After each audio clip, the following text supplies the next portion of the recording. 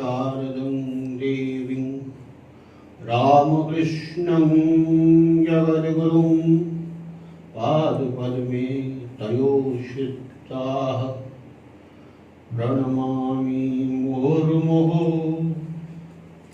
नमस्कार, कैसे हैं मेरे छोटे जांबाज शूरवीर और शूरमा? आशा करता हूं पूर्ण विश्वास के साथ अपनी तीसरी नजर से देख रहा हूं कि हमारे सारे शूरवीर बहुत ही अच्छे हैं, कुशल हैं और शरीर तथा मन दोनों से स्वस्थ है। फिर भी गाहे बगाहे अगर कोई बच्चा हमारा कायिक या मानसिक किसी कष्ट से जूझ रहा हो, किसी वेदना से तड़प रहा हो, तो मैं रोज की तरह आज भी ठाकुर मां स्वामी जी के पुनीत चरणों पर यह विनय कर रहा हूं कि हे ठाकुर मां स्वामी जी,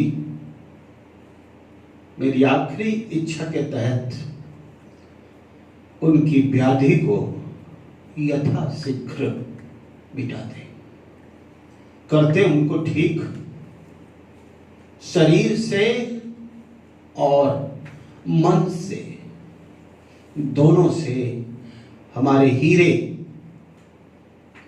फिर से जगमगा उठे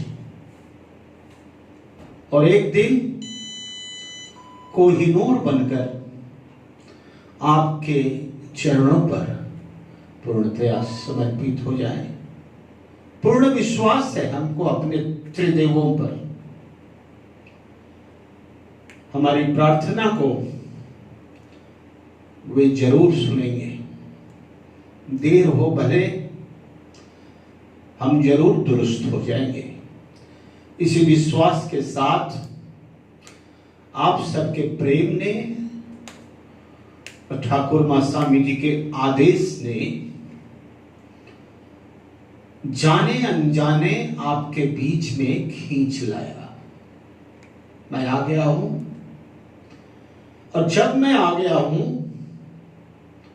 तो आपको वचन देता हूं कि मेरे रहते हिंदी के क्षेत्र में जीवन पर्यंत अगर कोई समस्या हो तो सिर्फ मुझे याद कर लेंगे, फिर तो हमारे ठाकुर मां स्वामी जी हर समस्याओं को चुटकी निपटा देंगे। हो गए ना खुश? हो जाए थे यार। करना है जीवन से जंग। इसके पहले कि पाठ्यक्रम में प्रवेश करो, अपने स्वभाव के अनुसार, अपने आचरण के अनुसार, अपनी सबसे छोटी कक्षा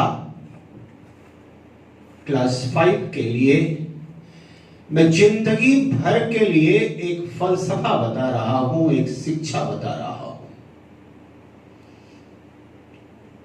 अगर आपके पास कॉपी कलम ना हो तो ले लीजिए और लिख लीजिए उसमें क्या है मेरी जिंदगी का फलसफा। आप जो देख रहे हैं ना मेरे को माइक के सामने,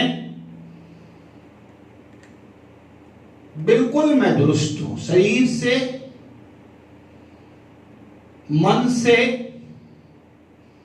लेकिन आपको ताज्जुब होगा कि 16 अप्रैल से मैं खुद जूझ रहा हूं, लेकिन मैंने कभी भी हार नहीं मानी है। सो वही संदेश मैं आज आप सबको देना चाहता हूं। लिखने का प्रयास करें और जिंदगी भर इसका पालन करें। देखेंगे ये मौत भी आपके सामने आने से थर्राएगी कांप जाएगी वो आपका सामना करने से। और आप विजयी थे, विजयी हैं और विजयी बने रहेंगे। क्या है फलसफा जिंदगी का? नंबर 1, जिंदगी के जंग में सब कुछ हमें स्वीकार है। फिर से बोल रहा हूं, लिख लें। जिंदगी के जंग में सब कुछ हमें स्वीकार है। सुख से भी हमको प्यार था, सुख से भी हमको प्यार था, दुख भी गले का हार है। जिंदगी के जंग में सब कुछ हमें स्वीकार है। ठाकुर मास्वामी जी के चरणों को और फिर से एक बार भक्तिपूर्ण निवेदन करते हुए हम अपने पाठ्यक्रम में प्रवेश करें। उसी के पहले ठीक दूसरा फलसफा जीवन भर के लिए, अगर सफलता चाहते हैं ना, वो भी शॉर्टकट में, बहुत जल्दी, तो दूसरा गुरु मंत्र लिख लें। लिख लें दूसरा गुरु मंत्र। इस पावन धरती से घोषणा करता हूं कि जो काम लोग वर्षों वर्षों में करेंगे, आप उसको हफ्ते और महीने में कर डालेंगे। क्या है फॉर्मूला? नंबर 2। नंबर 2 फॉर्मूला है मातृदेवो भव, पितृदेवो भव, आचार्य देवो भव। माता को जननी है, आदि गुरु हैं आपकी, उनको देवता से कम मत मानिएगा। सिर्फ एक बार ही जो जीवन में मिले, माँ एक बार, पिता एक बार, गुरु भी सच्चा एक ही बार इंसान को मिलता है।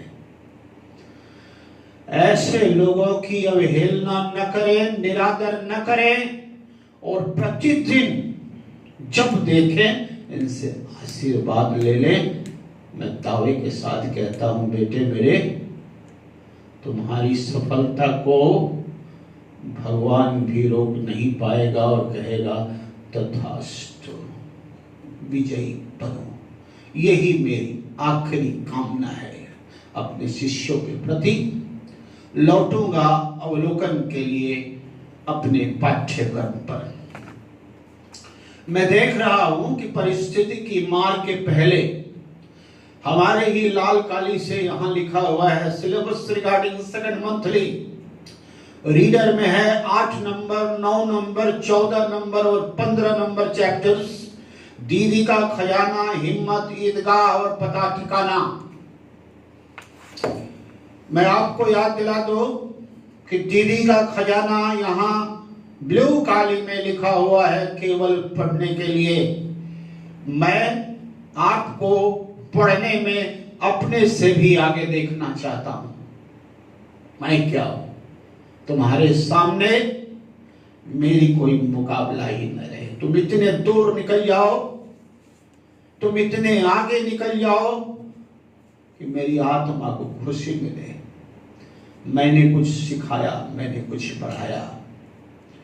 इसलिए बहुत से चैप्टर्स मैं सिर्फ इसलिए दे के रखता हूं कि बच्चे उसको पढ़ें और उससे सीखें। इसलिए दीदी के खजाना को सिर्फ आपको पढ़ना है और उससे शिक्षा ग्रहण करना है।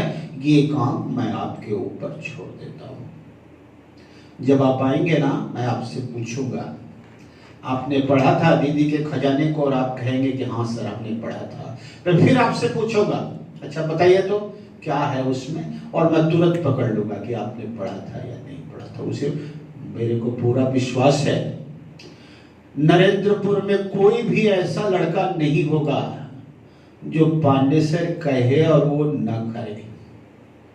गारंटेड है मेरा, क्योंकि मैं बहुत कम बोलता हूं और बहुत ही सॉलिड बोलता हूं। सत्य से अलग होके मैंने कभी बोलना ही नहीं सीखा। इसलिए बच्चे, मेरे अपने हीरे, मेरे जिगर के टुकड़े, मेरी कही हुई बात को ब्रह्मा की लकीर मानते हैं। वे अवश्य पढ़ेंगे और मैं उनके ऊपर छोड़ करके आगे बढ़ रहा हूं चैप्टर नंबर 9 पर। हिम्मत, साहस, हौसला। वही बताया, शुरू तो कर दिया था कि जिंदगी से जंग में या जिंदगी के जंग में सब कुछ हमें स्वीकार है। यही तो हमारा हिम्मत है, यही तो हमारी हौसला है। इसको देख करके इंद्र भी कांप जाएगा। अरे कैसा आदमी है यार, ये तो बोल रहा है कि मैं तो जिंदगी से युद्ध लड़ रहा हूं, मुझको सब कुछ मिलेगा तो स्वीकार है। मैं अगर जीत गया, सुख में आ गया तो भी बहुत अच्छा, ठाकुर जी करे भालुर्जुन ने करे। मैं अगर हार गया, दोन में मिल गया, तो भी मुझको हंसते हंसते मृत्यु का वर्ण कर लेना है। दुख भी हमारे लिए कांटे का हार है, सॉरी गले का हार है। गले के हार एक मुहावरा है बेटे, नहीं मालूम हो तो लिख लो। बहुत प्यारा होना, सुख से तो हमको सिर्फ प्यार था, लेकिन गले का हार कौन बन गया बोलो तो दुख। तो दुख से हमको अत्यधिक प्यार है। कौन कह रहा है? पांडे से नहीं, उसके अंदर का हौसला बोल रहा है। उस हौसले को अपने में उतार लो। ये तो सिर्फ टेलर है, ये तो सिर्फ शुरुआत है। इससे घबरा जाओगे तो जिंदगी में जंग कैसे लड़ोगे? हमारे यहां तो लड़के नहीं पैदा किए जाते। अब लोग तो पढ़ाते लिखाते नहीं है, अब लोग सिखाते हैं, सूरमा बनाते हैं। हम अपने यहां लड़कों को पास करना नहीं सिखाते हैं, हम अपने यहां लड़कों को पढ़ना नहीं सिखाते। कभी हम बताते हैं कि तुम कैसे हीरा बन करके चमकोगे। तो तीसरा फलसफा जिंदगी का हमारी ये कविता हमें देगा और हम उसको ग्रहण करने के लिए चल रहे हैं पेज नंबर 68 पर। 68, पेज नंबर 68 भी आप अपनी किताब में खोल लें।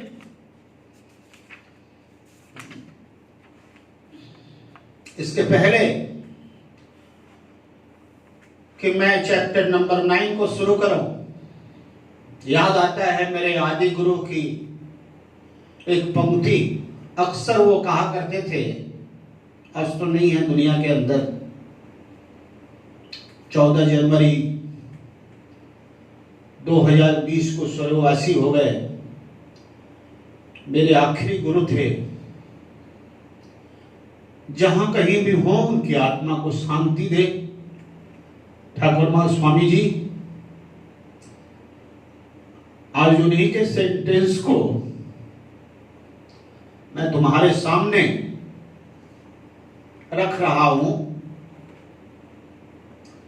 लिटरेचर, साहित्य और कुछ नहीं होता, सिर्फ होता है शब्दों का ज्ञान, सिर्फ होता है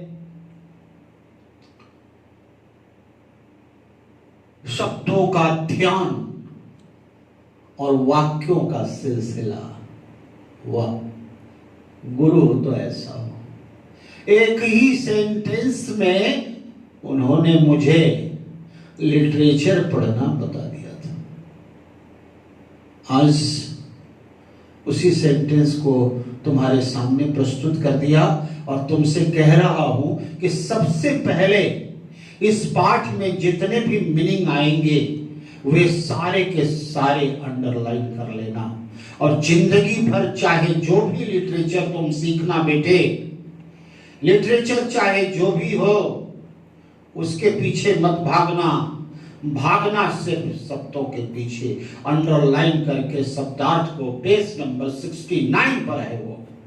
यहां डेट बैठाओ, आज का डेट है 11/5/20 और ये हिम्मत का अर्थ साहस यहां तक हो गया।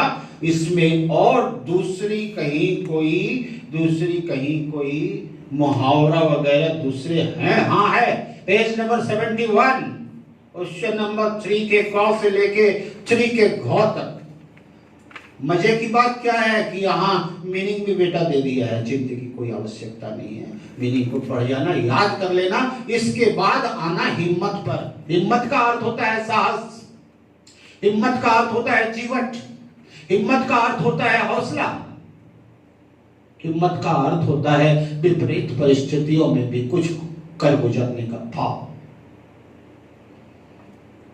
थोड़ा सा किताब बनाने वाले ने, छापने वाले में जो एक सेंटेंस या दो सेंटेंस में लिखा है, जिसको कि मैं पहले ही अपनी 4 पंक्तियों में कह दिया हो कि जिंदगी से जब मैंने जंग ले लिया, मैं पैदा हो गया हूं संसार में, तो अब मुझको चिंता नहीं है। सुख मिला तो वाह वाह, दुख मिला तो सुभान अल्लाह, अल्लाह की मर्जी। पाठ परिचय, किसी भी काम को करने से पहले ही हार मान लेना उचित नहीं है। वेरी गुड, काम करके उसे पूरा करो, उसके पहले भागने वाला इंसान नहीं होता। यह कविता हमें यही सीख देती है। यह हो गया जिसने किताब संपादित किया था उसके माध्यम से। अब मैं बताऊंगा कविता, पहले कवि के पंक्तियों में पढ़ो। कर नहीं सकते यह कभी कहो न यार, क्यों नहीं कर सकते, यह सोचो तो एक बार। कर सकते हैं दूसरे 5 लोग जो काम, फिर उसके करने में तुम ही क्यों नाकाम। नाकाम को अंडरलाइन करो। हो न हो पर दीजिए हिम्मत कभी न हार। अंडरलाइन कर लीजिए इसको, हो न हो तो भगवान के हाथ में। कर्मण्येवाधिकारस्ते मा फलेषु कदाचन। याद करिए कृष्ण को, गीता में साफ साफ लिख दिया, अरे मूर्ख, तुम फल के लिए क्यों सोचता है। भिखारी, भिखारी है क्या, भीख मांगता है, फल के बारे में सोचता है। सुरमा बन सुरमा, काम करता चल, फल मेरे ऊपर छोड़ दे, मुझको जो अच्छा लगेगा वही फल दूंगा तुमको, और तुमको वो एक्सेप्ट करना पड़ेगा। सुहार न बनो, न बने एक बार में तो करिए 100 बार। कर नहीं सकते कहकर मुंह न फुलाओ, ऐसी हल्की बात कभी जुबान पर, जीभ पर भी न लगाओ। सेकंड स्टेंजा, सुस्त, सुस्त मतलब आलसी, अंडरलाइन कर लीजिए। निकम्मे जो होते हैं आलस्य के मारे, वही लोग ऐसा कहते ही है। समझो प्यारे, देखो उनके लक्षण, जो ऐसा विचार है रखते, फिर कैसे कहते हो कुछ नहीं कर सकते। जो जल में न घुसे, तैरना उसको कैसे आए। जो गिरने से हिचके, हिचके अंडरलाइन करिए, हिचके। अगर नहीं देगा तो मैं बता दूंगा, नहीं दिया है आपके मीनिंग में। हिचकना मतलब हिचकिचाना, संकोच करना, करें कि नहीं करें, होगा कि नहीं होगा, ये। उसे चलना कौन सिखावे। जल में उतर तैरना सीखो, दौड़ो सीखो चाल। हम कह सकते हैं कहकर, हम कर सकते हैं कहकर, सदा रहो खुशहाल। इसको भी अंडरलाइन कर लीजिए। और कवि बाल मुकुंद गुप्त जी हैं। वैसे बाल मुकुंद गुप्त का जब नाम मैंने यहाँ पाया तो मेरे दिमाग में एक सरगोशी की, यह बाल मुकुंद गुप्त तो पत्रकार थे, बहुत बड़े मूर्धन्य व्यंग्यकार थे। हाँ, वस्तुतः इनका परिचय पत्रकार और व्यंग्यकार के रूप में ही साहित्य में हमको मिलता है। लेकिन क्या होता है ना, जैसे हम अपना टेस्ट बदलने के लिए बीच बीच में भोजन बदलते हैं, जैसे अपना सौंदर्य निखारने के लिए बीच बीच में कपड़े को चेंज कर ले, कभी धोती है, कभी पैंट है, कभी कोट शर्ट है, ऐसे। तो बाल मुकुंद गुप्त जी ने बीच बीच में कुछ ऐसे छंद लिख दिए हैं जो कि आज हमारे गले का हार बन चुके हैं। उन्हीं में से 2 स्टेंजा आज पढ़ने के लिए है, जिसको पढ़ने के बाद, जिसको सीखने के बाद हम शायद शपथ करेंगे कि हम जिंदगी में घोर से घोर, विषम से विषम परिस्थितियों में भी हार नहीं मानेंगे। नंबर 1। नंबर 2, जिंदगी में हमें क्या मिलेगा नहीं मिलेगा, हम फल की इच्छा कभी नहीं करेंगे। हमारा काम सिर्फ काम करना है और हम सिर्फ काम करते जाएंगे। अब एक बार देख रहे हैं इन अर्थों को। हम ये नहीं कर सकते, हमसे वो नहीं होगा, ऐसा कह करके अपने समय को बर्बाद मत करो। कवि कहता है यह तो एक बार सोचो, जो काम दूसरे 5 लोग आसानी से कर सकते हैं उसे करने के पहले तुम नाकाम क्यों हो जाते हो? बिना काम के चौथ हो जाना अपने पद से। नाकाम इस प्रकार, काम होए न होए कभी भी उस पर चिंता मत करो। तुम एक चीज देखना, जिंदगी में कभी भी अपने हिम्मत को मत हारना। मौत सामने खड़ी हो, यमराज बातें कर रहा हो, तो भी तुम उससे डबल जोश आवाज में बातें करना, कि वो सोचे बाबा কার থেকে আমি কথা বলছি রে ভাই, এ তো মনে হচ্ছে पांडेसरेর ছেলে। हाँ, ऐसी कौन सी शक्ति है यार जो हमारे अंदर नहीं है? भगवान एक मालिक, एक अल्लाह, एक गॉड चाहे तो पल में क्या से क्या कर देता है। शुक्रिया अदा करो उसका, उस भगवान का जिसने हमको 3 भगवान दिए, उन पर तो विश्वास करो। चलो सही है, तुमको अपने पर विश्वास नहीं होता कि सर আমি কি করতে পারবো, আমার দ্বারা হবে না হবে, মেনে নিলাম, ভুলে যাওয়াটা। এটা তো ভাববি যে ঠাকুরমা স্বামীজি সব কাজটাই করতে পারে, তো ব্যাস ছেড়ে দে ওনার উপরে, এগিয়ে যা। তুই শুধু করবি, कराबेन তোকে দিয়ে ठाकुरमा स्वामी जी। तुम जिंदगी में आज के बाद कभी हिम्मत मत हारना, देखोगे तुम्हारा काया बदल जाएगा। हो ना हो पर दीजिए हिम्मत कभी ना हार। न बने एक बार में कोई काम तो कवि कहता है 100 बार उसको करते रहिए। उसके बाद कहता है हम ऐसा कर नहीं सकते, हमसे यह हो नहीं सकता, ऐसा कह करके मुंह मत फुलाओ। मुंह मत फुलाना मुहावरा क्या होगा, इसका अर्थ रूठ जाना। ऐसा करके तुम रूठ मत जाओ, रूठो मत, जिंदगी से कभी रूठना मत, जिंदगी से प्रेम करने सीखना। ऐसी हल्की बात कि हमसे ये काम नहीं होगा, हम नहीं कर सकते सर, ऐसी बात कभी भी जुबान में मत लाना। तुम सब कुछ कर सकते हो और तुम कुछ भी कर सकते हो, क्योंकि तुम साक्षात भगवान के घर में रहते हो, भगवान के साथ उठते हो, भगवान के साथ बैठते हो, उनके साथ खाते हो, उनके साथ पीते हो, उनके साथ पढ़ते हो, उन्हीं के साथ खेलते हो। तो भला बताओ दुनिया का कौन सा ऐसा कार्य है जो तुमसे नहीं होने वाला। सो आज के बाद ना शब्द की तो परिभाषा ही भूल जाना। जो आलसी होते हैं, जो निकम्मे होते हैं, जो आलस के मारे होते हैं, वैसे ही लोग ऐसा कह करके अपने जीवन को नष्ट करते हैं। यह समझ लेना प्यारे, उनके लक्षण देखना। जो ऐसा विचार अपने मन में रखते हैं,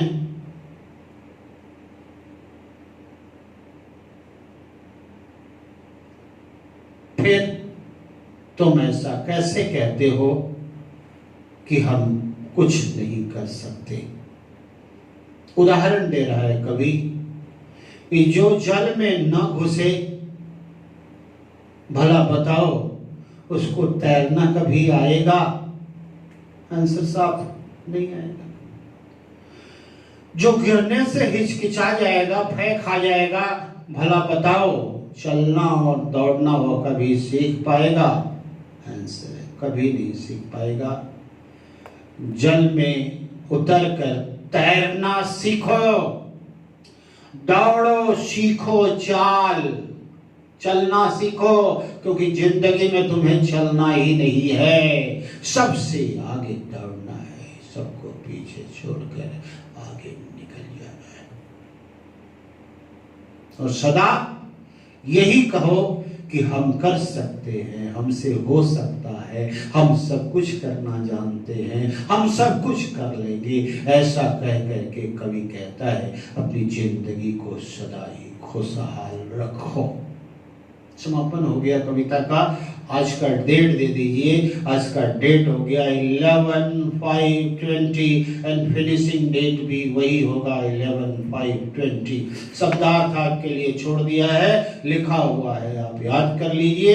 अपने आदत के अनुसार मौखिक प्रश्नों को कटवा करके कह दिया कि एक शब्द में उत्तर दो। लिख लीजिए, एक शब्द में उत्तर दो। एक उदाहरण दे रहा हूं। क्वेश्चन नंबर 2, कैसे लोग हिम्मत हार जाते हैं? आंसर होगा आलसी। सही विकल्प पर चिन्ह लगाइए, आप कर लेंगे, हमको पूरा भरोसा है। फिल अप द ब्लैंक्स आप कर लेंगे, मैं जानता हूं। अच्छा, इसके बाद उत्तर लिखो। वहां बताया था 2 नंबर, यहां बता रहा हूं 3 का 4। कैसे लोग तैरना सीख सकते हैं? जो लोग जल में उतरने से नहीं डरे, जिनके भीतर तैरने का हौसला हो, वे नदी तो क्या सागर में भी तैर सकते हैं। एक और क्वेश्चन पर दृष्टि पड़ी तो बहुत अच्छी लगी हमको, उसका आंसर बहुत सुंदर है, इसलिए मैं उसको भी बता देता हूं। अंग लास्ट कविता में खुशहाल रहने का क्या तरीका बताया गया है? मैंने तो अभी कुछ देर पहले तुमको बताया था खुशहाल रहने का तरीका, कि जिंदगी में जब आंखें खोल ली, जिस दिन तुमने पैदा हुआ ना, जिस दिन हम पैदा हुए धरती पर, जिस दिन हमने प्रथम आंखें खोली, उसी दिन से हमारा जन्म शुरू है। अंतिम स्टेज में जाकर के जब हम परमात्मा के पास जाने को उद्धत होंगे, तैयार होंगे, हमारी आखिरी सांसें चल रही होगी, उस दिन हमारा अकाउंट चलेगा, खुलेगा कि हमने जिंदगी में क्या पाया, क्या खोया, क्या जोड़ा, क्या तोड़ा, आदि आदि। तब तक हमको दुखी नहीं होना है, क्योंकि ये लास्ट बॉल तो है नहीं, लास्ट डे तो है नहीं, अभी तो बहुत दूर है, बरसों जीना है हमको, बरसों संघर्ष करना है। तो ये कविता और इस कविता का उद्देश्य, या दूसरे शब्द में कहें तो इस कविता का ये जो आंसर है ना, बड़ा इंपॉर्टेंट हो गया है। क्या कविता में खुशहाल रहने का क्या तरीका बताया गया है? कविता में खुशहाल रखने का सबसे बड़ा तरीका ये बताया गया है, अपने पर भरोसा करो, अपने हिम्मत को कभी मत छोड़ो, सदा यह सोचो कि ईश्वर मेरे साथ है, मैं कुछ भी कर सकता हूं। तुम देखोगे तुम असंभव को भी संभव कर डाल रहे हो, और तुम जिंदगी भर दुखों से घिर करके भी खुशहाल बने हुए हो। आगे क्वेश्चन नंबर 4, इसको सुनना और लिखना था। क्लास तो है नहीं कि मैं डिक्टेट करूंगा और आप लिख लोगे, लेकिन आपके माता पिताजी आपको हेल्प करेंगे, पूरा वो बता देंगे, और आप एक एक शब्द को 3-3 बार लिख डालिएगा। भाषा बोध जो है वो ग्रामर के सेक्शन में, क्या यहाँ हमारा ये है क्या क्रिया नहीं है? क्रिया यहाँ भाषा है, व्याकरण है, पर्यायवाची है, शब्द और पद और अनुच्छेद है, ये हमने पढ़ा दिया है। तो भाषा बोध के ये चीज, ये क्वेश्चन नंबर 1 को छोड़ दीजिए और 2 को भी छोड़ दीजिए। हाँ, 3 नंबर क्वेश्चन होगा। फिर से बता रहा हूं गुरुजी की बातें, कोई भी शब्द मिले ना लिटरेचर का, उसको इसमें डाल दो, कॉपी किताब में नहीं।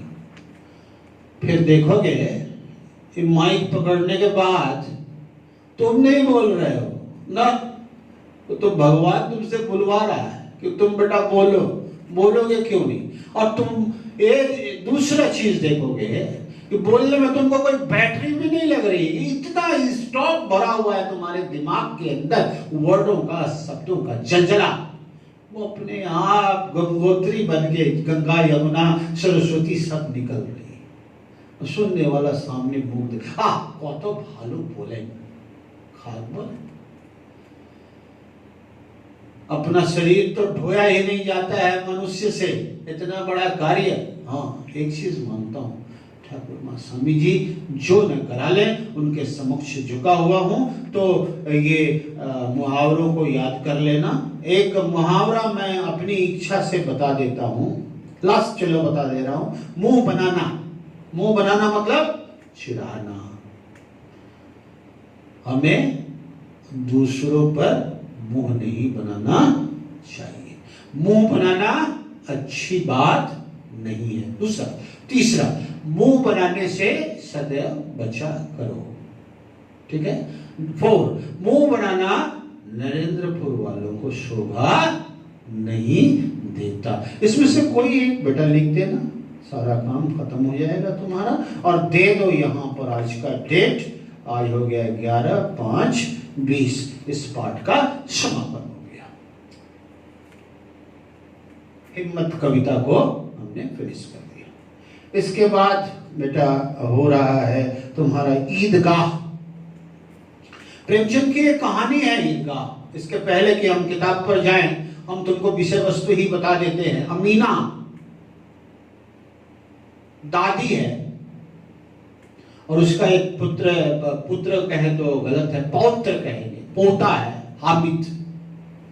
माँ बाप जो है बचपन में ही गुजर गए हैं।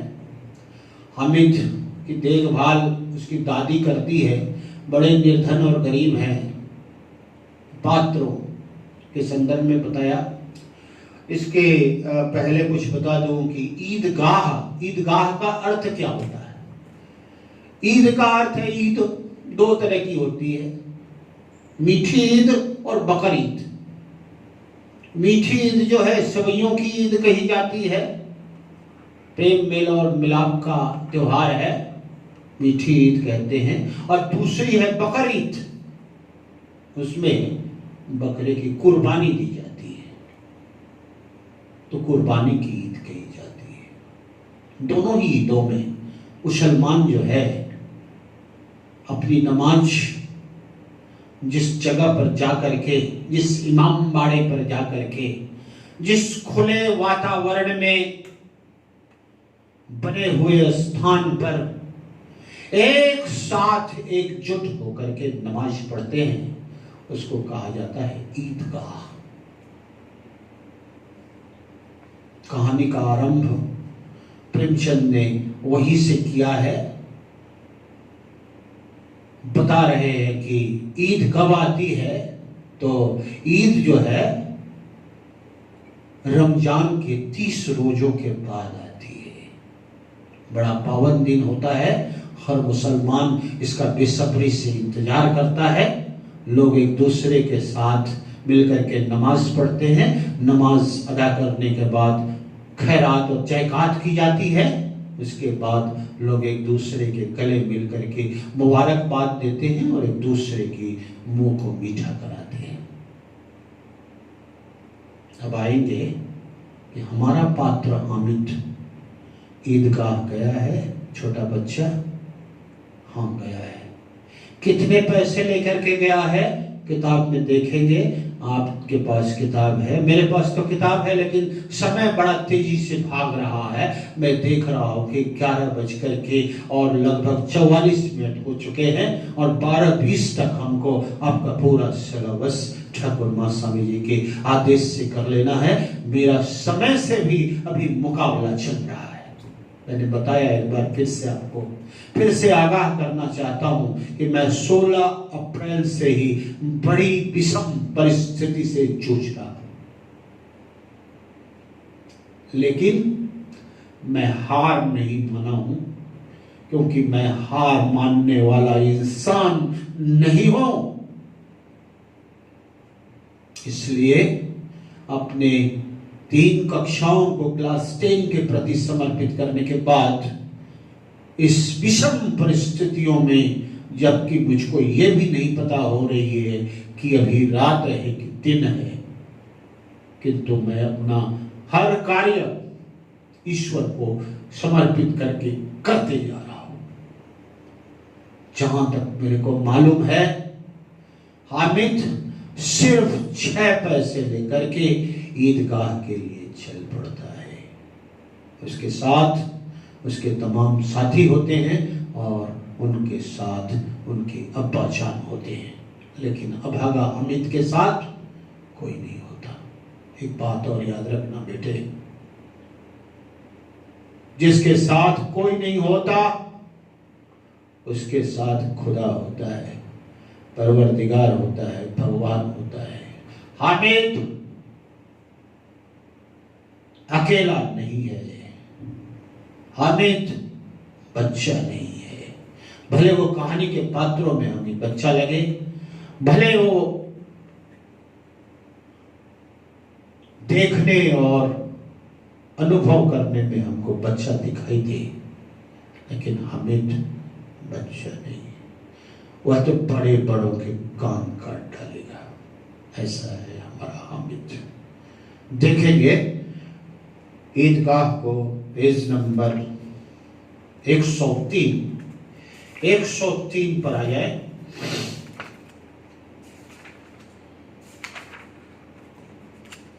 एक 103 पाठ परिचय से थोड़ा सा देख लेते हैं, बहुत कुछ मिल जाएगा आपको।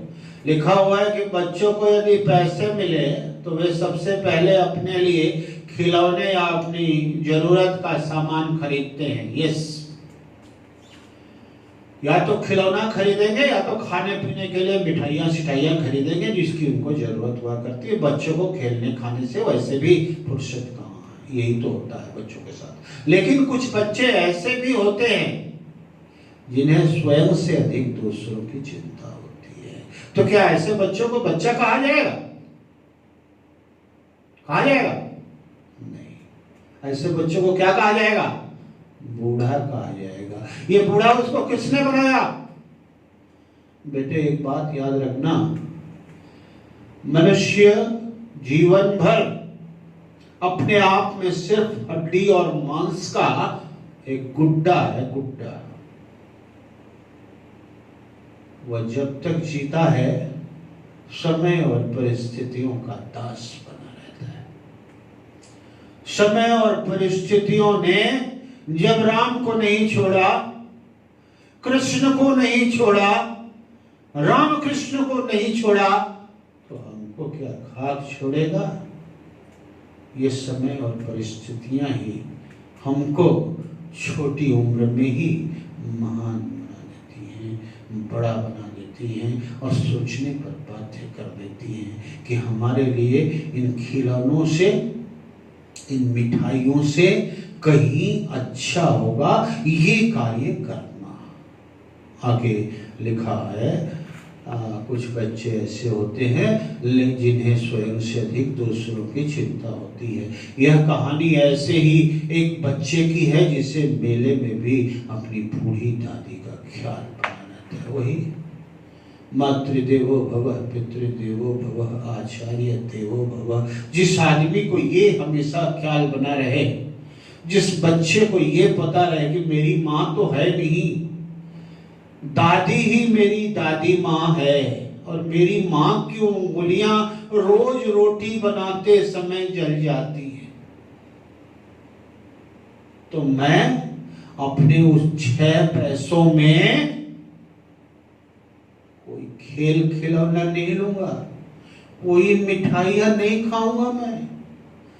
मैं तो दादी के लिए चिमटा ले चलूंगा। अमित जाता है, मेले में पहुंचता है और उसके सारे मित्र कोई खेल खिलौना, कोई गुड्डे, कोई सिपाही, कोई मिठाई सब पर टूटता है, लेकिन हामिद को तो दूसरी ही चिंता सताई जा रही थी। कैसे करके दादी अम्मा के हाथों को बचा लिया जाए। वो जाने अनजाने मोल भाव करके दादी के लिए चिमटा ले लेता है। मेला खत्म होती है, वापस लोग आते हैं, मित्र अपने अपने खिलौनों की, अपने अपने मिठाइयों की तारीफें करते हैं। लोग पूछते हैं, अरे हामिद तुमने क्या लिया? हामिद कहता है, ये तो मैं अपने लिए चिमटा लिया। लोग समझते हैं, बच्चे समझते हैं, अरे ये तो बड़ा मूर्ख आदमी है, न कुछ खाया न पिया और गिलास फोड़ा 12 ने, ऐसा चीज लिया जिसका कोई यूज ही नहीं है। अमित तो बूढ़ा था, वो बच्चा थोड़ी था। अमित जिसको घर की चिंता हो, जिसको दादी अम्मा की चिंता हो, वो बच्चा नहीं होता। तत्क्षण तर्क दे देता, अरे मूर्ख देख, ये चिमटा नहीं, इसको खंजरी की तरह से बजाया जा सकता है, ईश्वर की भक्ति की जा सकती है। देख इसको फेंक दिया, ये टूटा भी नहीं। तू अपने खिलौने को फेंक करके दिखा, जहां फेंकेगा उसकी जान निकल जाएगी, चारों खाने चित हो जाएगा। तेरा भिस्ती और तेरा सिपाही देखते देखते परखचे उड़ जाएगा। और इसको कंधे पर अगर रख लिया, बंदूक का काम कर दिया। इस प्रकार से सारे बच्चों को निरुत्तर करता हुआ हामिद आगे बढ़ता है, घर की राह लेता है, दादी माँ के पास आता है। दादी माँ कहती, बेटे हामिद बेला देख आए? हाँ दादी देख आया। क्या लाए बेटे? मिठाइयाँ तो खाई, खिलौने तो लिए?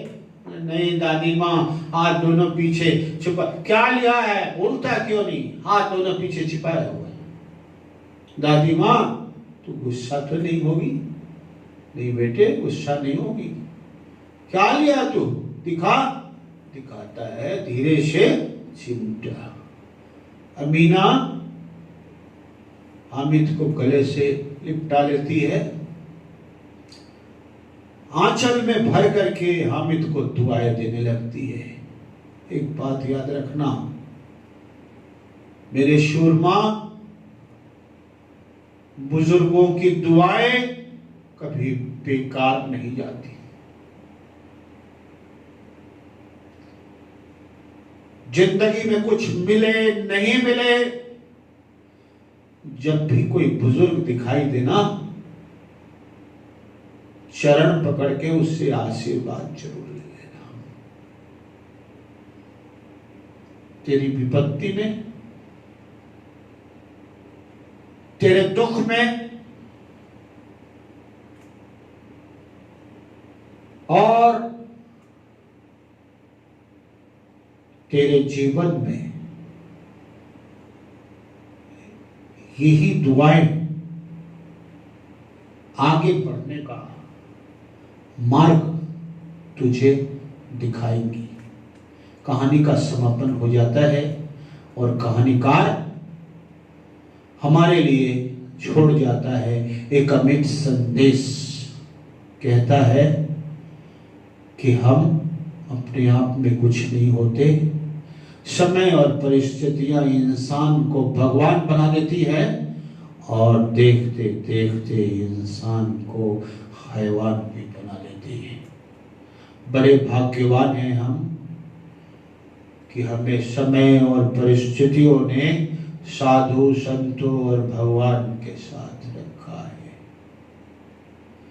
हमारी सदा यही कामना रहेगी कि हम अपनी जिंदगी के उद्देश्य में सफल हों।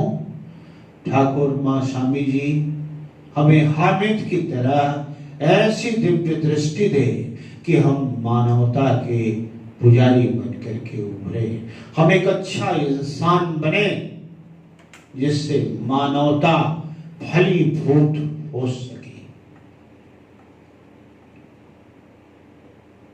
अब इस चैप्टर्स के तमाम वे प्रश्न जिनको हमें करने हैं, सबसे पहले बार बार जोर दूंगा, मैं जिंदगी भर जोर दूंगा, क्लास 12 तक, अंतिम क्लास तक जोर दूंगा और कहूंगा कि अगर कुछ करना है तो शब्दार्थ अवश्य करना है, मुहावरे अवश्य करने हैं। कोई लड़का वहां से उठ के पूछेगा सर सबटाई करते हैं ना कि हम कहेंगे वो सब करने के बाद अगर कहीं बाहर से कुछ मिल जाएगा तो हमसे पूछ लेना, बाहर वाला भी कर लेना। मौखिक प्रश्न को काट देना, क्या लिख दोगे? हाँ वो समझ गया है, बता रहा है कि एक शब्द में उत्तर दो। यस बिल्कुल सही, एक शब्द में उत्तर दो। एक प्रश्न बताता हूं, उसका हल भी बता देता हूं। हामिद कितने पैसे लेकर के मेला देखने गया था? क्वेश्चन नंबर ख, हामिद के पास कितने पैसे थे या हामिद कितने पैसे लेकर के मेला देखने गया था? तो हामिद कितने पैसे लेके गया था? मैंने तो पढ़ा भी नहीं है, बहुत वर्षों पढ़ा, लेकिन जहां तक मैं जानता हूं कि 6 पैसे लेकर के गया था। और यहाँ सामने एक और चीज भी है, यहाँ सामने 3 पैसे, 2 पैसे और 1 पैसे के चित्र है, यानी हमारा उत्तर सही है और सिर्फ लिख देना 6 पैसे। और उसके बाद है लिखित प्रश्न में सही जोड़े बनाना है। हामिद ने क्या लिया था? ठीक बता रहा है, वेरी गुड, चिमटा लिया था। हाँ और नहीं में उत्तर दो। हामिद अपने पिता के साथ ईदगाह जा रहा था, ओके ठीक बोला, नहीं। इसके बाद एक प्रश्न और है, वो है तीसरा का कौन सा बता दूं? कौन सा? ख। अच्छा चलो ख बता देता हूं। तीसरा का ख, गांव के लोग कहां जाने की तैयारियां कर रहे थे? गांव के लोग ईदगाह जाने की तैयारियां कर रहे थे ताकि वे ईद की नमाज भी पढ़ सके और वहां से मेले में घूमते हुए अपनी जरूरत की चीजों को खरीदते हुए घर वापस आ जाए। उसके बाद क्वेश्चन नंबर 4, सुनो और लिखो। उसको क्या कर दोगे? मैं होता तो बोल देता कि चलो लिखो स्पेलिंग, मैं बोल रहा हूं तुम लोग लिखो। घर में माता पिता बड़े भाई हेल्प कर देंगे, वो एक बार बोलेंगे और तुम एक बार उनके बोलने पर लिखोगे और 2 बार अपने से लिखोगे। सब मैं किंतु चेक करूंगा आने के बाद। वो तुम तो जानते ही हो मैं किसी को छोड़ने वाला हूं नहीं। जो पढ़ा मेरे लिए हीरा और जो नहीं पढ़ा वो मेरे लिए कोई नोट, उसको पढ़ाने का काम भी मेरा ही है। सो डोंट वरी, जब आओगे मैं पकड़ूंगा जरूर कि दिखाओ क्या क्या किए थे, उससे में बच नहीं पाओगे। तो धीरे धीरे करके रखना। भाषा शब्दबोध में एक वचन और बहुवचन क्या है? क्या शब्द और पद है? नहीं जरूरत है, छोड़ दीजिए, अभी इसको बाद में कर लेंगे। लिंग भी नहीं है। अच्छा, संज्ञा और सर्वनाम सेकंड मंथली में संज्ञा 1 मिनट। हाँ रिवीजन टेस्ट में देख रहा हूं संज्ञा और सर्वनाम है, तो एक काम करते हैं ना, यहाँ क्या संज्ञा और सर्वनाम है? नहीं, कारक है, कारक को छोड़ दीजिए, संज्ञा और सर्वनाम तो हम लोग कर लेंगे। सो 2 नंबर और 3 नंबर करने की जरूरत नहीं है। कुल मिलाकर के अगर एक शब्दों में बात करें तो यहाँ देखेंगे कि भाषा बोध के किसी भी क्वेश्चन को छूने की आवश्यकता नहीं है।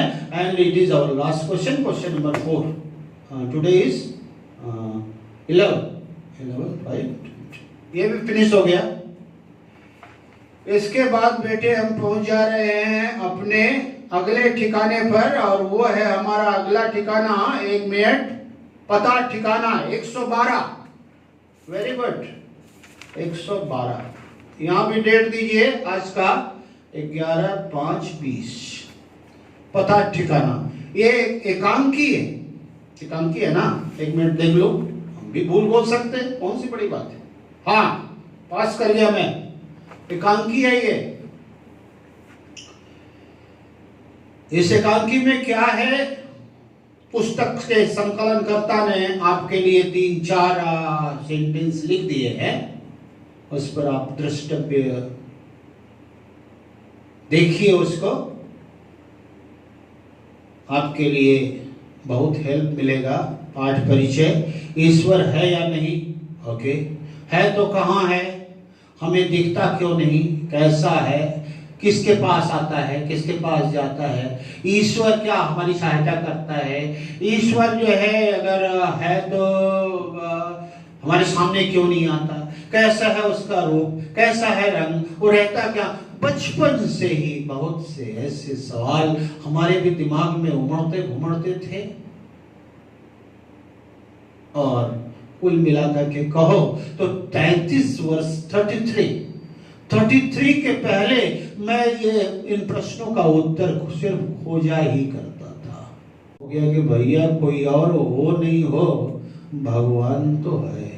वो हादसा ये घटी थी, चक्रधरपुर पुरुलिया पैसेंजर में मैं किसी कारणवश पुरुलिया जा रहा था।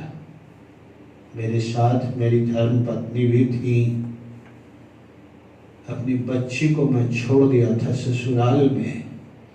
बहुत ही जरूरी कार्य से मैं जा रहा था। वो भी मेरी इच्छा नहीं थी, शरीर गवाह नहीं कर रहा था, किंतु जाना था, कर्म की वेदी पर झुकना था। सुबह मैं तारकेश्वर से आया था, 4 साढ़े 4 बज गए थे। रात्रि के 9 साढ़े 9 बजे की गाड़ी थी। एक तरफ इच्छा कर रहा था कि नहीं जाऊं, छोड़ दो। दूसरी तरफ हमारे अंदर का इंसान, हमारे अंदर का पांडे कह रहा था, ना तुम तो छोड़ नहीं सकते, तुमको तो जाना होगा ही। जब पत्नी ने देखा कि मेरे अंदर कसमकस चल रहा है, तो उसने मेरा मनोबल बढ़ाने के लिए कहा, चलो मैं तुम्हारे साथ चलूंगी, मुझको भी जाना है। मैंने उसको मना किया कि नहीं, देखो लड़की जो है घर में है, तुम मत जाओ, मैं जाता हूँ, काम करके वापस आ जाऊंगा। उसने कहा ना, मेरी इच्छा हो गई है, तुम भी मेरे को ले चलो। कहा ठीक है, जब तुम्हारी इच्छा है तो चलो। हम लोग दोनों हावड़ा से रवाना तो हुए।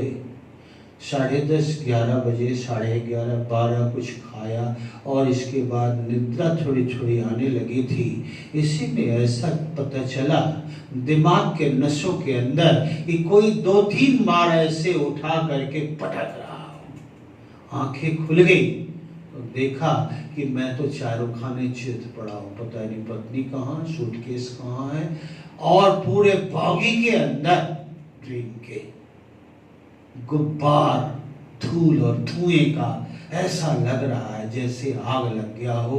पूरी बॉडी अंधकार युक्त, बॉगी में पूरा अंधकार। इसी बीच किन्हीं 2-3 अनुभव संपन्न इंसानों ने आगे बढ़ के बॉगी का इमरजेंसी दरवाजा खोला। एक एक करके सारे लोग बॉगी के ऊपर आए। हम भी उन्हीं लोगों में से थे। जान बची तो लाखों पाए, लौट कर बुद्धू लाइन के ट्रैक पर आए। देखा तो बॉगी और पुरुलिया चक्रधरपुर पैसेंजर के 11 डिब्बे 2 बार पलटी खाकर के तीसरी बार खाई में जा गिरे थे। सोचने लगा, आज जिंदगी का बहुत बड़ा एक्सपेरिमेंट मिल गया मुझे। मैं समझ गया, अब किसी को बताने की जरूरत नहीं होगी। भगवान है, भगवान इसी धरती पर है, ईश्वर है, वो हम लोगों के साथ घूम रहा है। मौके वारदात पर देखते ही देखते पुलिस की सेना, डीएम का कमांड दोनों आ पहुंचा। रेलवे गश्त के अधिकारी, 3 ऑफिसर्स अपनी ड्यूटी में संलग्न, एक दूसरे से टोपी उतार करके बात करते हुए आजके बुझते पेलाम, ठाकुर आछे एत बड़ो एक्सीडेंट एकजनों हताहत हयनि। मैं तो इसके पहले ही अपना प्रमाण पा चुका था। मेरे अंदर का एक्सपेरिमेंट तो पहले ही हो चुका था। मेरा साहस खुला। हम लोग दोनों ही एक ही ट्रेन के मुसाफिर हैं। मैं आगे बढ़ करके एक सज्जन से, वर्दीधारी पुलिस वाले से सारी बातें बताई। किसे আমাকে ওখানে যেতে হবে, इंटरव्यू लेटर था, इंटरव्यू देने की इच्छा थी, जाना था, दिखाया। उन्होंने बोला दक्षिण কোনো ব্যাপার নেই, চিন্তা করবেন না, আমাদের গাড়িটা যাবে, আপনি उठे पड़বেন। हमने बोला महाशय मैं अकेला नहीं हूँ, मेरी पत्नी भी मेरे की হয়েছে তাতে, উনিও উঠে যাবে, আমি আপনাকে प्रॉपर स्कूले ছেড়ে দেব। गया तो जरूर, परीक्षा तो दिया जरूर, अच्छा हुआ। उस दिन तो बड़ा खराब लग रहा था, लेकिन आज मैं बोलता हूँ अच्छा हुआ मेरा वहां नहीं हुआ,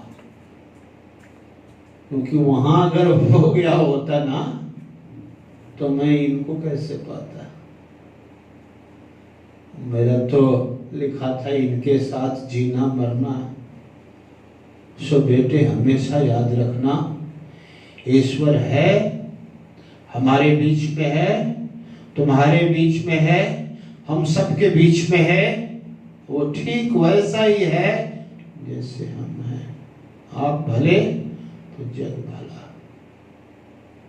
हम अगर अच्छे हैं हमारा ईश्वर भी अच्छा है, हम अगर अच्छा कार्य कर रहे हैं हमारा ईश्वर भी अच्छा कार्य कर रहा है। हमारा चरित्र, हमारा आदर्श अगर अच्छा है तो हमारे अंदर का ईश्वर भी महामानव है।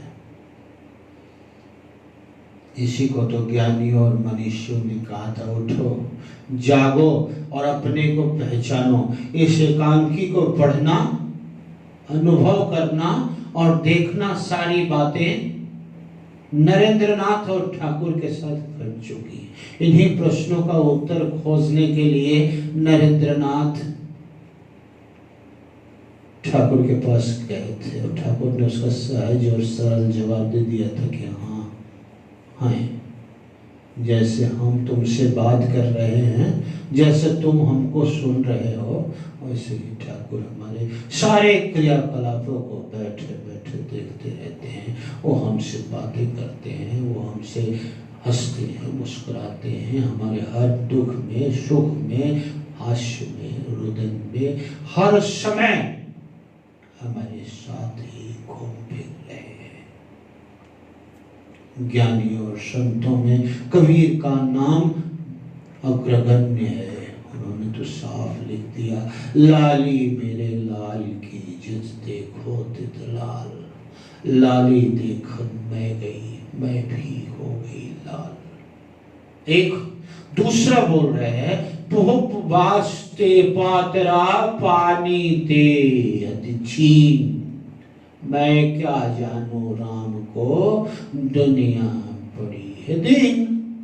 क्या पुष्प के बाद से फूल की सुगंधी से भी पतला है हमारा भगवान। पानी से पानी उठाओ ऐसे और गिरिए, इससे भी पतला है हमारा ईश्वर। कह रहे हैं कि मैं अनपढ़ आदमी, मैं क्या जानू राम को, दुनिया भिखारी बन करके उनको खोज रही है, आज तक मुझे मिला नहीं। तो खोजना है अपने भगवान को, अपने अंदर खोज लो और रात को हमेशा सोते समय उससे बातें कर लो, देख लो वो तुम्हारे अंदर है कि नहीं। पूछो उससे, आज जो हमने किया वो सुबह से रात तक अच्छा किया या बुरा किया, देखो बताएगा कि तुम अच्छा किया बुरा किया। आज हमने जो कार्य किया वो हमें करना चाहिए था या नहीं करना चाहिए था, देखो उत्तर साफ मिल जाएगा। हम हमारी समस्याओं पर समाधान कैसे पाएंगे, देखो वो तुरंत बताएगा तुमको। अगर नहीं बता पाया तो किसी न किसी माध्यम में तुम्हारे सपने में आकर के उस समस्या का समाधान कर देगा। जीवन भर आस्तिक बने रहो, यही इस एकांकी का मूल उद्देश्य है। एक अकेला आस्तिक आदमी करोड़ों नास्तिकों के ऊपर भारी पड़ रहता है, कि वो अकेला नहीं होता, नहीं होता वो एकाकी, वो हारता नहीं है, क्योंकि उसके अंदर सार्वभौम शक्ति भरी रहती है। इसलिए ईश्वर था, ईश्वर है और ईश्वर रहेगा। उसकी सत्ता को चुनौती देने वाला न कोई हुआ, न कोई है और न कोई होगा। ऐसे ईश्वर को हमारा शत कोटि नमन है। आ जाएंगे क्वेश्चंस के ऊपर। आप एकांकी को पढ़ लीजिएगा। हमको आशा ही नहीं, पूरा विश्वास है आपको किसी समस्या का सामना नहीं करना पड़ेगा। अगर करना पड़े फिर से वीडियो को देख लेना। फिर से वीडियो को देखने के बाद आपके समस्त प्रश्नों का उत्तर हमारे उसी लेक्चर से आप निकाल करके लिख देंगे। मेरा दावा है, मैंने जितना बोला है अगर आप विश्व में कहीं भी लिख दें तो भले आपको examiner is better than examiner न लिखे, लेकिन मैं गारंटी के साथ कहता हूं तुम्हारे नंबर्स को काटने के लिए वो 5 बार सोचेगा। ये तो जा लिखे दिए 5 ছেলে আমি কি করে তার মাস্টার কাটবো, এত বড় বড় কথা। নিঃসন্দেহ এই ছেলেটা নরেন্দ্রপুরের ছেলে আছে। मौखिक प्रश्न काट करके कर दिया, एक शब्द में उत्तर दो। मेरी दृष्टि गई है क्वेश्चन नंबर ग के ऊपर, उसका आंसर दे रहा हूं। शिक्षक किन्हें समझाना चाहते थे? बच्चों को। पाठ के अनुसार बताइए किसने कहा, क्या कहा, आप कर लीजिएगा। मुनिराज ने प्रवचन में क्या कहा था? यही ना कहा होगा, मैंने तो पढ़ा नहीं है कि मैं अपने 55 वर्ष के अनुभवों पर बता रहा हूं कि कोई भी मुनि, ज्ञानी, ध्यानी, संयमी, मनीषी, विचारक, साधु यही ना बताएगा कि ईश्वर है और उसकी सत्ता पर हमेशा विश्वास करना सीखो, हमेशा बने रहो आस्तिक। ये प्रश्न बताने के बाद मैं चला गया, सुनो और लिखो। उसी तरह से आप अपने बड़ों से कहिएगा और एक एक स्पेलिंग को एक एक बार बोल देंगे। आप एक बार उनसे सुन के लिखिएगा, बाद में 2 बार उसका प्रैक्टिस कर लीजिएगा। विलोम वगैरह वो है कि नहीं है? 1 मिनट। विलोम पर्यायवाची है सेकंड मंथली में, विलोम अभी नहीं है इसलिए इसको छोड़ रहा हूं, आगे बढ़ रहा हूं। अच्छा, ये जो है वर्ण है, समझे? तो पेज नंबर 120 में ये कुछ वर्णों का विश्लेषण है, उनको जोड़ करके शब्द बना लीजिएगा। आप कर सकते हैं, समझे ना? तो दिए गए शब्दों को रॉ का सही रूप लगाकर लिखिए। तो जैसे पहला वाला होगा शीर्षक, तो उसको सही कैसे लिखा जाएगा वो आपको मालूम है, लिख दीजिएगा। 2 शब्दों को मिला के एक शब्द बनाइए। शब्द भी देख रहा हूँ सेकंड मंथली में है, तो 2 शब्दों को मिला के एक शब्द देखिए। एक उदाहरण बता भी दिया, जैसे महत्वपूर्ण, तो दोनों मिल जाएगा, तो महत्व और पूर्ण दोनों मिल करके हो जाएंगे महत्वपूर्ण। डेट दीजिए आज का डेट हो गया आपका 11/5/20। इसके बाद आखिरी सिलेबस के दरमियान हम चले जा रहे हैं 2020 में। रिवीजन टेस्ट का आखिरी सिलेबस है चैप्टर 5 दोहे, 35 नंबर पेज पर। दोहे 2 पंक्तियों की कविताओं को दोहा कहा जाता है। ये पेज नंबर है हमारा 35 में देख लेते हैं। बड़े दोहे प्रसिद्ध हैं, कबीर के हैं, रहीम के हैं, वृंद के हैं, तुलसी के हैं। हमको किसका पढ़ना है वो हम अपनी किताब से चूज करेंगे, जिसका दिया गया होगा उसी को हम पढ़ेंगे। यस, हमको मिल गए। और हम देख रहे हैं कि सौभाग्य से कबीर साहब के यहाँ 5 दोहों को पढ़ने के लिए कहा गया है। मेरे सारे दोहे पढ़े हुए हैं, इसलिए मैं डायरेक्ट चला जा रहा हूं उनके अर्थ पर। पहला है कि समय को कोई नहीं जानता, कल कैसी परिस्थिति हो जाएगी, इसलिए बेटे कल जो काम करना है उसको आज कर लो, आज जो काम करना है उसको अब कर लो, क्योंकि पल भर में प्रलय हो जाएगी। प्रलय माने उथल पुथल, प्रलय मीन्स प्रलय। तो अगर प्रलय हो गई, जैसे कि महामारी के रूप में भी प्रलय चल रही है, तो बताओ तुम उसको कैसे करोगे? बहुरी करेगा कब? ठीक है। अच्छा, दूसरे दोहे में कहा गया है कि दुख में तो सभी ईश्वर की सुमिरन करते हैं, ईश्वर को याद करते हैं, लेकिन सुख में कोई ईश्वर को याद नहीं करता। अगर सुख में सुमिरन सभी करते तो दुख होता ही नहीं। इसलिए हमको दुख में हो, सुख में हो, हास में हो, रुदन में हो, जीवन में हो, मरण में हो, सुबह हो, शाम हो, हर समय ईश्वर के पुनीत नाम का कम से कम 3 बार उच्चारण अवश्य करना चाहिए। दूसरे द्वारा उद्देश्य। तीसरा, साधु सज्जन व्यक्ति, साधु भी सो तुमड़ी लगा करके और त्रिशूल लेके और चंदन लगा करके भिक्षा मांगने वाला साधु नहीं। साधु मीन्स जेंटलमैन, सच्चा इंसान। साधु ऐसा होना चाहिए जैसा कि सूप का स्वभाव हो। जो लोग गांव में नहीं रहते वो आज सूप क्या है वो पूछेंगे कि सर व्हाट इज सूप। तो सूप बांस के परखचों से, बांस के छीलने पर जो पतली पतली तिल्लियां बनती हैं उनको बना करके अनाज को साफ करने का एक मैनुअल सामान बनाया जाता है, इसको सूप कहते हैं। होता क्या है कि जो गंदगी अनाज के अंदर है उसको हमने सूप में उठा लिया, ऐसा बनता है सूप। अब उसको ऐसे, जैसे मेरे हाथ जिस तरह से है वैसे ही सूप की आकृति होती है। अब सारे अनाज मेरे हाथ में आ गए, अब लेकर के उसको गृहिणी जो है फटकना शुरू करती है। जब वो उसको साफ करना शुरू करती है तो देखा जाता है कि गंदगी अपने आप निकल गया और जो बचा वो फ्रेश अनाज बच गया। अब वो उसको अपने बर्तन में रख लेती है। तो सज्जन का स्वभाव भी कबीर कहते हैं कि सूप की तरह होना चाहिए। यह समाज है गंदगी से भरा हुआ, इसकी गंदगी से हम वार पार नहीं पा सकते। हमें क्या करना चाहिए? समाज की गंदगी को छोड़ देना चाहिए और समाज की अच्छाई को अपने अंदर ले लेना चाहिए।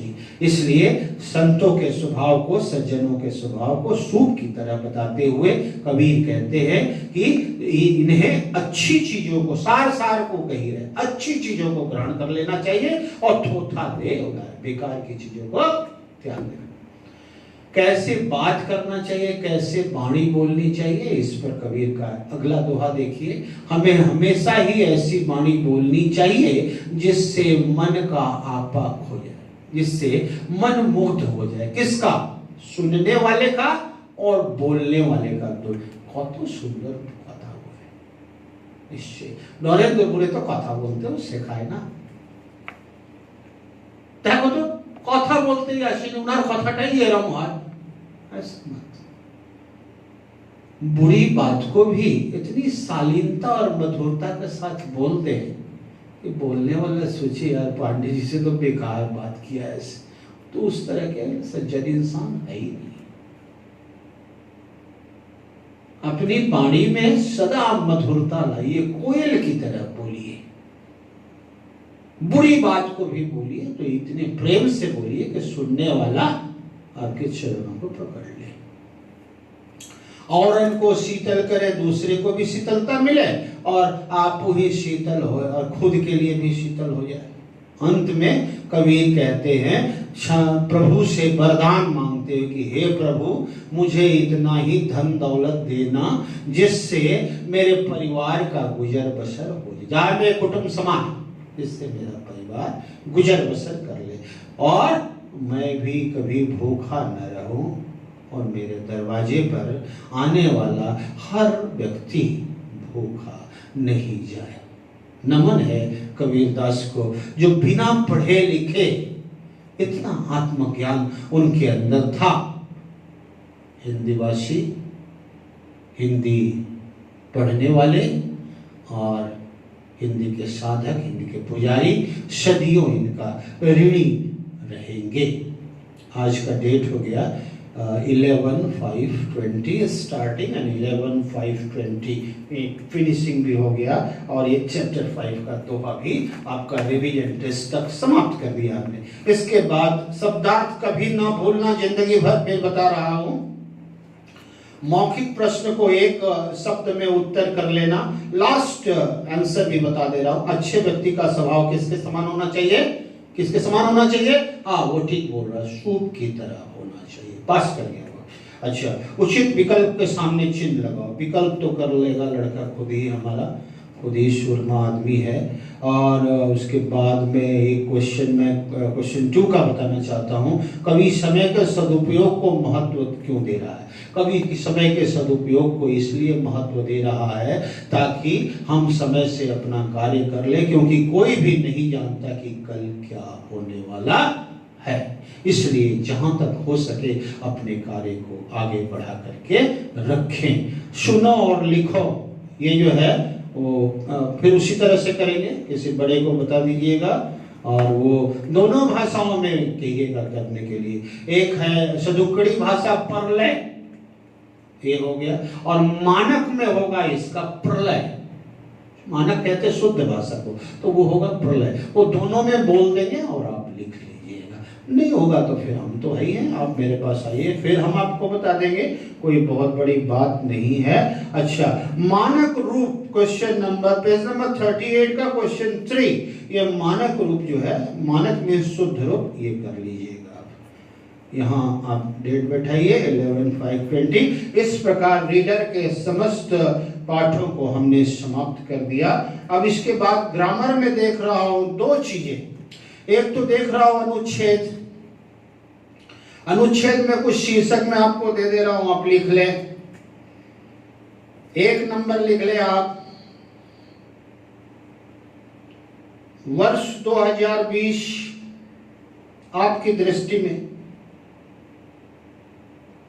एक ये हो गया। दूसरा लिखिए वैश्वीय महामारी, विश्व में फैली हुई महामारी, वैश्वीय महामारी।